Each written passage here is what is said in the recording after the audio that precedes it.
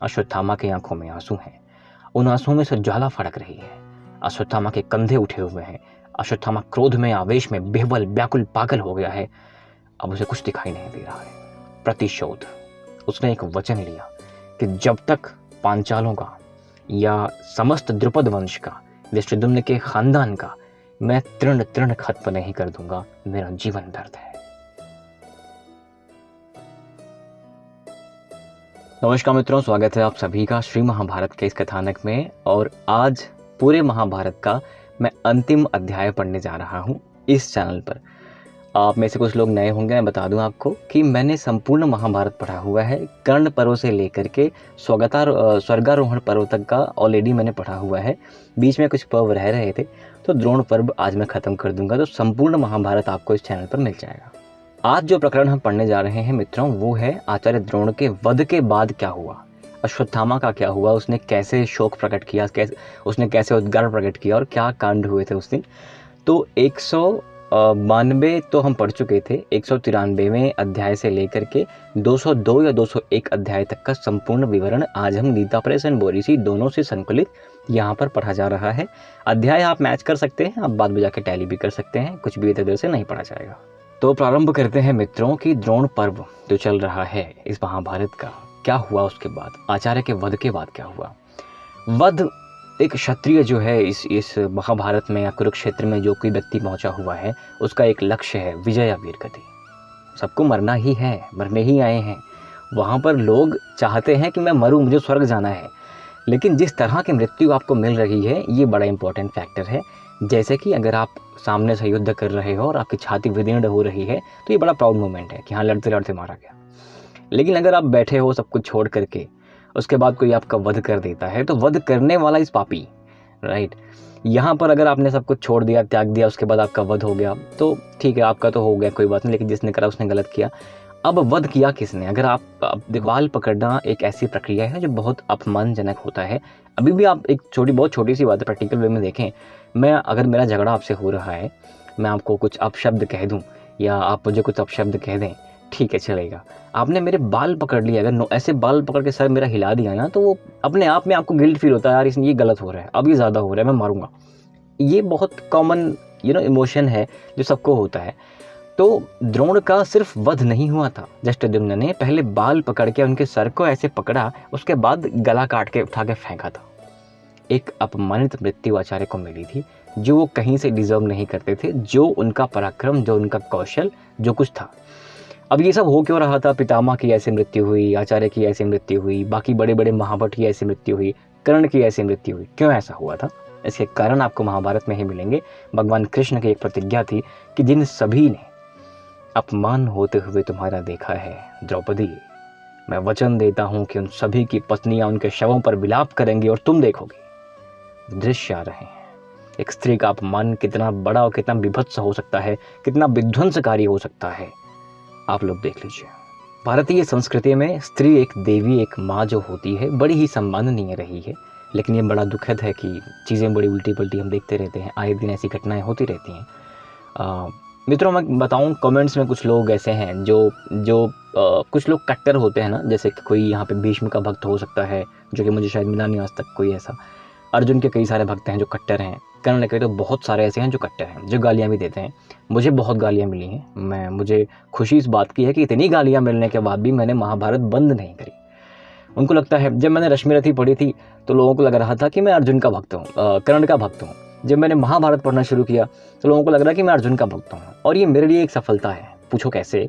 इसलिए कि जैसा रश्मिरथी में लिखा गया है मैंने वैसा पढ़ दिया। लोगों को लगा कि यार ये कर्ण की एडवोकेसी कर रहा है। जब मैंने महाभारत पढ़नी शुरू की, जैसा लिखा है मैंने वैसा पढ़ दिया। लोगों को लग रहा है कि नहीं यार ये अर्जुन कर रहा है। इसका मतलब कि जैसा लिखा है मैं वैसा बता पाने में सक्षम हूँ। भगवान ने ऐसी कला दे दी है कि जैसा लिखा है मैं इमोशन आपको दे पा रहा हूँ। ठीक है, तो गालियाँ अगर मुझे मिल रही हैं, किसी विलेन को अगर विलेन का कैरेक्टर प्ले करने के लिए गालियाँ मिल रही हैं, तो इसका मतलब उसने किरदार बड़ी बखूबी निभाया था। तो मुझे शिकायत इस बात की नहीं, आपने गालियाँ दी हैं मुझे, शायद आपकी गालियों ने ही मुझे मजबूत किया है कि मैं चीज़ों को लाइटली ले लेता हूँ। बट हाँ, मैं बहुत समय नहीं दे पाता कमेंट्स को रिप्लाई करने में। अगर कोई नया पे देख रहा है, रीज़न ये है कि मेरे पास बहुत सारे काम है भगवान के कृपा से और आप सबके प्रेम से, और जो मेरी प्राथमिकता है, मेरी जॉब है, तो मैं बहुत समय यहाँ नहीं दे पाता हूँ। अगर मेरे पास यहाँ करोड़ आने लग जाएँ मेरे पास 1 लाख 2 लाख हर महीने आने लग जाए तो शायद मैं जॉब छोड़ दूँ, मैं ये सब करने लग जाऊँ, लेकिन मुझे नहीं मिल रहा है इतना, राइट। मैं अपनी गाड़ी का पेट्रोल कैसे मैनेज करता हूँ इसके पैसे से ही मुझे पता है। मुझे अपने जॉब वाले पैसों से, या जो मैं छोटा बहुत फ्रीलांसिंग भी करता हूँ सैटरडे संडे को, वॉइस ओवर का भी काम करता हूँ, पढ़ाता भी हूँ, तो वो सबको अगेन वो मैटर नहीं है। बस मैटर ये है कि इस काम से मुझे इतना आउटपुट नहीं मिलता कि बहुत यहाँ पे टाइम दे पाऊँ, सिंपल। तो उसके बाद का दृश्य ये है कि जब सेना भाग रही है, भगदड़ मच गई है कि द्रोण का ऐसा अपमान, ऐसी मृत्यु, कौरवों के सैनिक भाग रहे हैं, सभी सेनापति, यहाँ पे स्पष्ट उल्लेख है कर्ण का पुत्र कर्ण, कृपाचार्य, दुर्योधन का भाई, सभी लोग, शल्य, शकुनी, ये सब जहाँ हैं वहीं से सब कुछ छोड़ छाड़ के भाग रहे हैं, अपनी सेना लेके भाग रहे हैं। इतना भय का माहौल व्याप्त हो गया है। ऐसा नहीं कि पहले वध नहीं हुए थे, लेकिन जिस तरह से वध हुए हैं, ये प्रवृत्ति होती है ना दानवी वाली, कि यार ये तो बहुत ही दानव वाला कार्य हो गया, मानो तो ऐसा कर ही नहीं सकता, वैसा काम हुआ था, जिसे हम अमानुषीय कर्तव्य कहते हैं, अमानुषीय कर्म कहते हैं। तो वो कर्म धृष्टद्युम्न ने यहाँ पर कर दिया था। अर्जुन को ये बात बिल्कुल अच्छी नहीं लगी थी।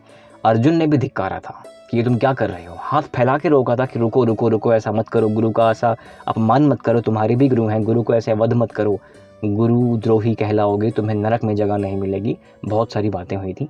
आगे आने वाले प्रकरण में हम देखते हैं अभी कि सात्यकी में और धृष्टद्युम्न ने लड़ाई भी हो गई इसको लेकर के कि तुम ऐसा नहीं कर सकते, ये गलत है।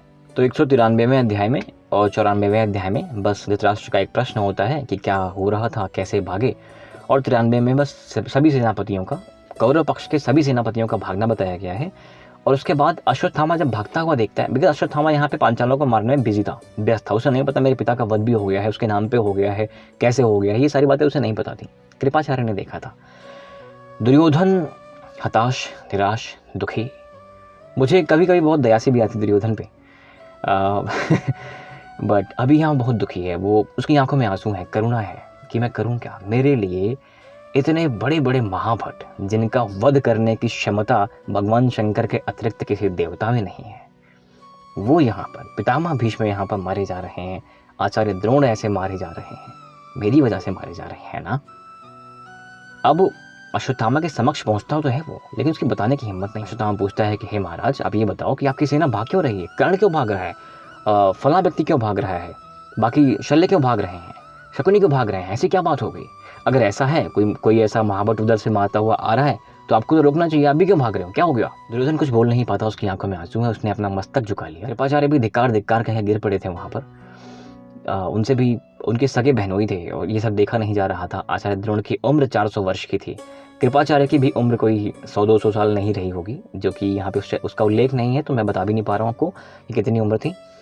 तो कृपाचार्य भी धिक्कार कहे गिर पड़े थे कि ये क्या हो रहा है, ये बड़ा अनर्थ हुआ है, ये मानव जाति पर एक कलंक है, कुरुवंश का के ऊपर एक कलंक है कि हमारे समक्ष ये सब हो गया, हमें धिक्कार करना चाहिए था, प्रतिकार करना चाहिए था, हम सब भाग रहे हैं। तो ये सब वो उनके मन में चल रहा था। दुर्योधन ने कहा कि हे आचार्य, कृपया आप बताइए क्या हुआ है, मेरी क्षमता नहीं है बता पाने की। कृपाचार्य रुधे गले से सारी बातें बताते हैं कि बेटा, तुम्हारे पिता ने आज किस तरह से युद्ध किया, तुम्हारे पिता के साथ आज क्या हुआ, कैसे युधिष्ठिर ने झूठ बोला और कैसे तुम्हारे पिता ने अस्त्र रख दिए, कैसे अर्जुन ने धृष्टद्युम्न को बहुत रोका, लेकिन कैसे इन सब के बावजूद भी सभी पांडवों के सामने तुम्हारे पिता, हम सभी के सामने तुम्हारे पिता की एक नृशंस हत्या कर दी गई जब वो एकाग्रचित्त होकर ध्यानावस्थित थे। अश्वत्थामा ये बात सुन के मानो पागल सा हो गया। अश्वत्थामा के बारे में भले ही महाभारत में एक टच दिया गया हो उसके क्षमता के बारे में, लेकिन आप सब जानते हैं अश्वत्थामा चिरंजीवियों में से एक है। अश्वत्थामा को दर दर भटकने का शाप मिला था। अश्वत्थामा भगवान शंकर का अनन्य भक्त था और ऐसा माना जाता है कि अश्वत्थामा भगवान शंकर का एक गण है। आप ये समझें कि रुद्र का एक अंश है। भगवान शंकर का अंश कितना प्रतापी होता है आपको पता है। अब अश्वत्थामा ने जैसे सुना कि मेरे पिता का वध हो गया है, मैं तो एक बात बता दूं मैं आपको, पिता पुत्र के संबंध को, मेरे ख्याल आप में से काफ़ी लोग ऐसे हैं जो पिता भी हैं और पुत्र तो हम सभी ही हैं, तो पिता पुत्र के संबंध को, एक पिता और संतान के संबंध को, यहाँ पे कुछ महिलाएं भी हैं, तो एक पिता उसके संतान के संबंध को एक संतान ही जानती है और पिता जानता है, कोई बाहर का व्यक्ति शायद नहीं समझ पाता है। अश्वत्थामा की जो क्षति हुई है, अनाथ हो गया था वो। अश्वत्थामा के का जो व्यक्तिगत क्षति हुई है और जिस तरह से अन्याय से हुई है, मरना सबको है ये बात जान के ही वो कुरुक्षेत्र में आए थे, लेकिन जिस तरह की मृत्यु दी गई है ज़बरदस्ती, ये गलत था। अश्वत्थामा की आंखों में आंसू हैं, उन आंसुओं में से ज्वाला फड़क रही है। अश्वत्थामा के कंधे उठे हुए हैं। अश्वत्थामा क्रोध में, आवेश में बेहवल, व्याकुल, पागल हो गया है। अब उसे कुछ दिखाई नहीं दे रहा है। प्रतिशोध।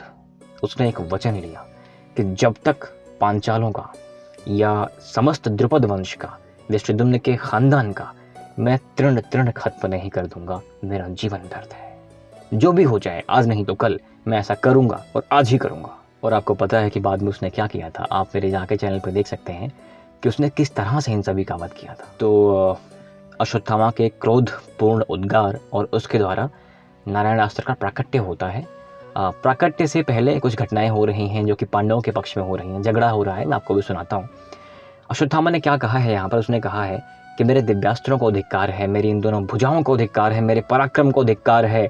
मेरे जैसे पुत्र को पाकर आचार्य द्रोण ने केश ग्रहण का अपमान उठाया। मेरे रोंगटे खड़े हो रहे हैं। केश ग्रहण का अपमान एक बहुत बड़ा अपमान है, मैंने आपको पहले ही बताया, जो कि व्यक्तिगत तौर पे अगर आज भी देखें तो अपमान ही माना जाता है। आपको खुद फील होगा कि यार ये मेरी बेइज्जती हो रही है, राइट।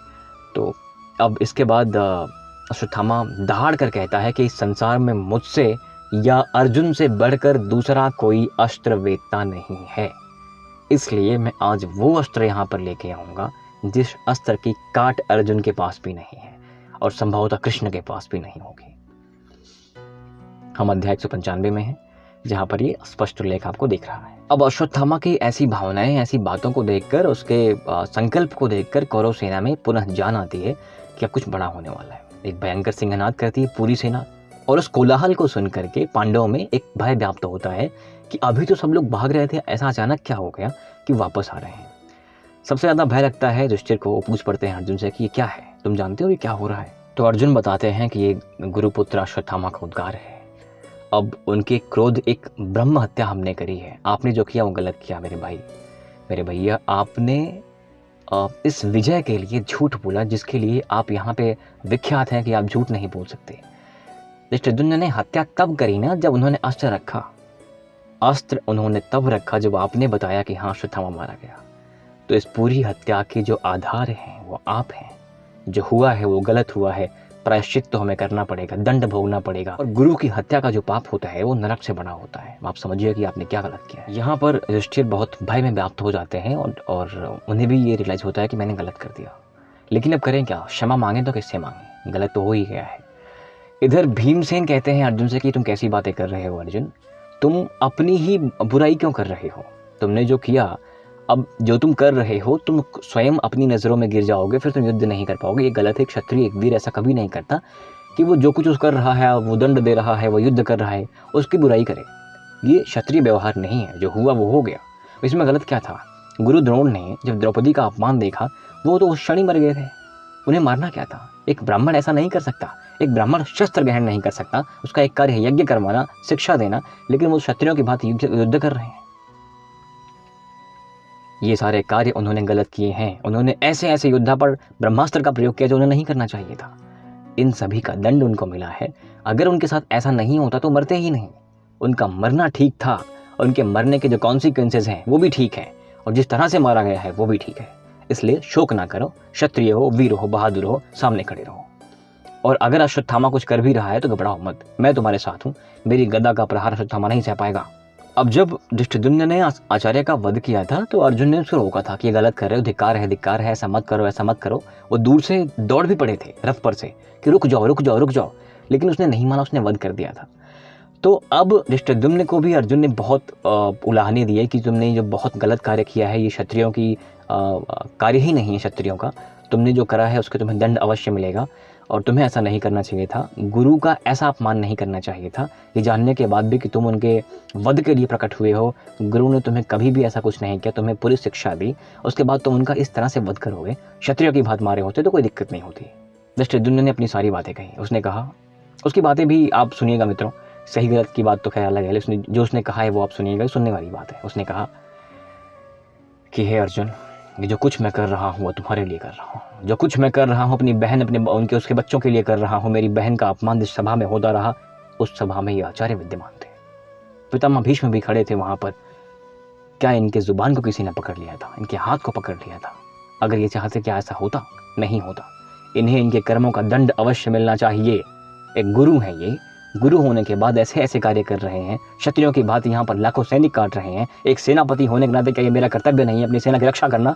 और अगर लाखों प्राण बचाने के लिए मुझे ऐसा कृत्य करना पड़ा है तो मुझे कोई पछतावा नहीं है। गर्व है कि मैंने इनकी जान बचाई है। गर्व है मैंने अपनी सेना के लिए सामने खड़ा हूँ। मैं गर्व है मुझे इस बात का कि मैंने अपनी बहन के अपमान पर हंसने वाले या कुछ ना बोलने वाले, जो अपमान का बराबर भागीदार है, उसका वध किया है। मेरा प्राकट्य किस लिए हुआ था? मेरे पिता ने यज्ञ से उत्पन्न किया था मुझे कि मैं द्रोण का वध करूंगा। ये बात वो नहीं जानते थे और इसके कॉन्सिक्वेंसेस भी मैं जानता हूँ। उन्होंने ही प्रकट किया अपने पुत्र को मेरा वध करने के लिए, तो जो होगा देखा जाएगा। अपना कर्म करने में आया, अपना कर्म कर रहा हूँ। पांडव सेना की विजय, धर्म की पुनः स्थापना ही लक्ष्य है, तो वो हो के रहेगा। अब धृष्टद्युम्न ने अपनी सारी बातें कह दी। अब ये बातें भीम को अच्छी लग रही हैं या कुछ अन्य लोगों को भी अच्छी लग रही होंगी शायद, बिकॉज सभी लोग शांत है, कोई कुछ नहीं कह रहा है।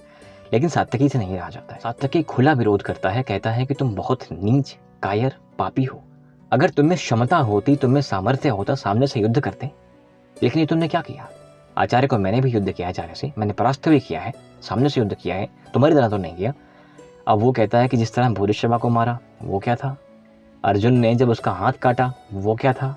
अर्जुन ने हाथ काटा, वो तपस्या में बैठ गया, तुमने उसका सर काट लिया, वो क्या था? तुमने अनेक बार ऐसा किया है, वो सब क्या है?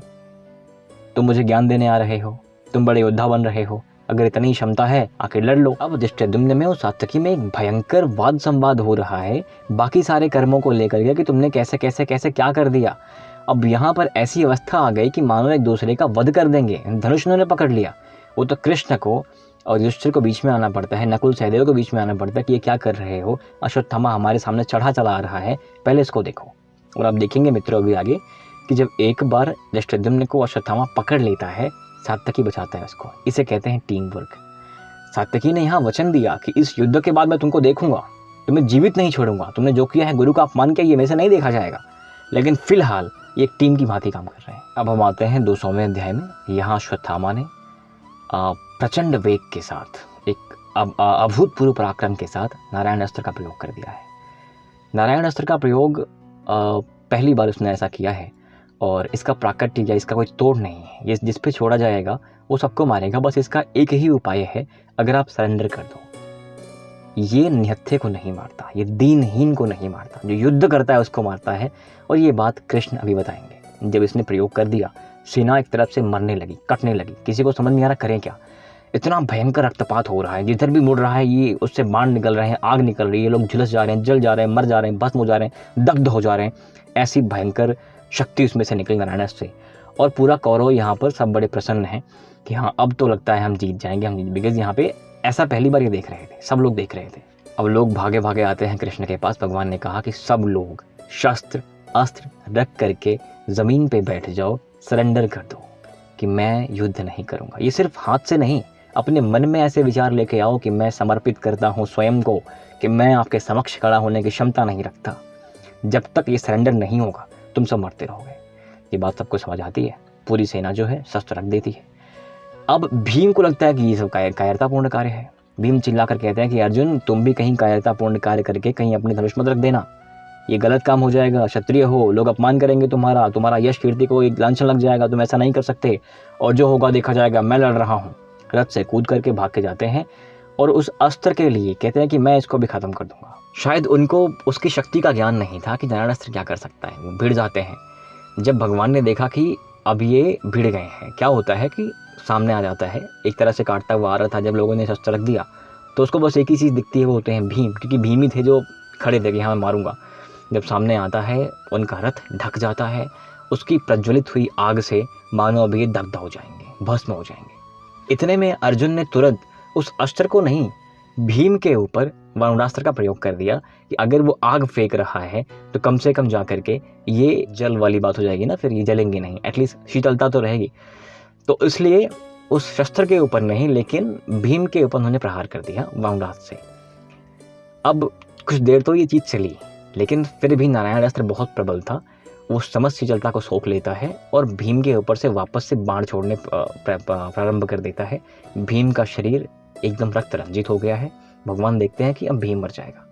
भागते हुए आते हैं भगवान और अर्जुन दोनों, और उस बाण के जो ढक गए थे उसके अंदर घुसते हैं। इनकी गदा उनके हाथ से छीनते हैं और ज़मीन पे धकेल देते हैं। कहते हैं कि चुपचाप बैठो नहीं तो मर जाओगे। भीम अंततोगत्वा सरेंडर करते हैं। तब जा करके नारायण अस्त्र इनको छोड़ता है और चला जाता है। तो कौरवों ने देखा कि नारायण अस्त्र चला गया है तो कहते हैं कि पुनः इसका प्रहार करो, क्योंकि देखो ये सब फिर से खड़े हो गए हैं। अश्वत्थामा ने कहा कि यही तो बात है, दोबारा उसका प्रयोग नहीं कर सकता, अगर किया तो वो मेरा वध कर देगा। अब इसके बाद जब पूरी सेना सामने आ गई है, युद्ध शुरू हो गया है। युद्ध शुरू होता है मित्रों, युद्ध के पहले ही भिड़ंत में कुछ ऐसी घटनाएं होती हैं जैसे सात्यकी से युद्ध होता है। सात्यकी ने एक साथ, मैं पढ़ देता हूँ, सात्यकी का दुर्योधन, कृपाचार्य, कृतवर्मा, कर्ण और वृषसेन, इन 6 महारथियों को भगा देना और फिर अश्वत्थामा द्वारा मालव, पौरव, चेदी देश के युवराज का वध एवं भीम अश्वत्थामा का घोर युद्ध तथा पांडव सेना का पलायन। यहाँ पे 2 घनघोर युद्ध होते हैं, भीम अश्वत्थामा का और अश्वत्थामा धृष्टद्युम्न का, क्योंकि अपने पिता के द्रोही को खोज रहा था, वो हंता को खोज रहा था। तो सामने आते हैं, युद्ध होता है, घनघोर युद्ध होता है, लेकिन अश्वत्थामा के सामने वो रुक नहीं पाता। एक अवस्था ऐसी आती है कि मानो अश्वत्थामा उनको पकड़ लेगा, धृष्टद्युम्न को वध कर देगा। सात्यकी आके बचाता है और भीम को अश्वत्थामा खदेड़ देता है। पूरी पांडव सेना यहाँ भागने लग जाती है। वापस से कुछ ऐसा होता है कि अश्वत्थामा ने प्रयोग कर दिया है आग्नेय अस्त्र का भगवान कृष्ण और अर्जुन के ऊपर। तो बिकॉज यहाँ पे अश्वत्थामा के वेग को रोकने के लिए अर्जुन को आना पड़ता है। जब उसने प्रयोग कर दिया, अर्जुन उस अस्त्र को काट देते हैं। ये देखकर अश्वत्थामा बहुत दुखी होता है कि ये कैसे हो गया, आग्नेय अस्त्र इतना हल्का तो नहीं है कि अर्जुन उसे काट दे। उसके बाद व्यास जी आते हैं, वहाँ समझाते हैं। अब ये 200वां अध्याय खत्म हो रहा है मित्रों। 200वां अध्याय खत्म हो भी गया है। 201 और 202 में भगवान शंकर की महिमा का वर्णन किया गया है। अब व्यास जी समझाते हैं कि तुम अर्जुन को मार क्यों नहीं पा रहे हो, अर्जुन है कौन, इनका इतिहास क्या है, नर नारायण क्या चीज़ है। नर नारायण कृष्ण अर्जुन है। नर जो है अर्जुन है, नारायण कृष्ण है। भगवान नारायण के ही स्वरूप हैं ये, जो विष्णु रूप में आकर के यहाँ प्रज्वलित हुए हैं। अब कृष्ण का वध तो असंभव है, अर्जुन भी उन्हीं का अंश है, उसका वध भी असंभव है, तो कोई भी अस्त्र उसका कुछ नहीं कर सकता। इसलिए तुम्हारा ये अस्त्र यहाँ घूम जाता है। और तुम अपने आप को पहचानते क्यों नहीं, तुम कौन हो? भगवान शंकर की अतीव कृपा के बाद तुम उत्पन्न हुए थे। भगवान शंकर के तुम बहुत अनन्य भक्त हो। अपने कर्तव्य को पहचानो और इस बात को समझो कि जो होनी थी वो हुई है। द्रोण को जाना था वो गए हैं, ऐसे ही जाना था वो गए हैं।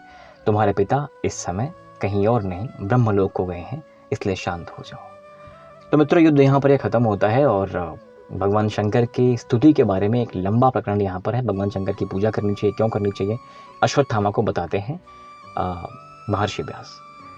तो द्रोण पर्व यहाँ समाप्त होता है। द्रोण पर्व के बाद कर्ण पर्व शुरू होता है।